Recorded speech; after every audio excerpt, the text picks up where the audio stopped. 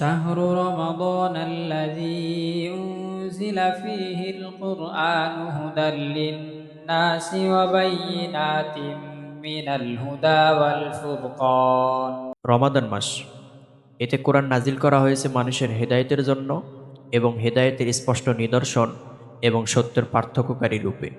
কাজেই তোমাদের মধ্যে যে এ মাস পাবে সে যেন এ মাসে সিয়াম পালন করে।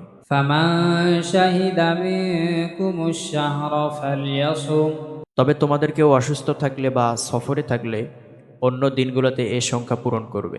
ومن كان مريضا أو على سفر فعدة من أيام أخر আল্লাহ তোমাদের জন্য সহজ চান এবং তোমাদের জন্য কষ্ট চান না।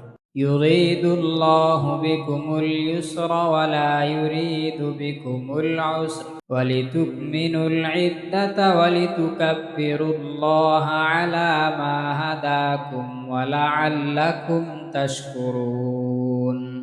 আর যাতে তোমরা সংখ্যা পূরণ করো এবং তিনি তোমাদেরকে যে হেদায়েত দিয়েছেন সেজন্য তোমরা আল্লাহর মহিমা ঘোষণা করো এবং যাতে তোমরা কৃতজ্ঞতা প্রকাশ করো।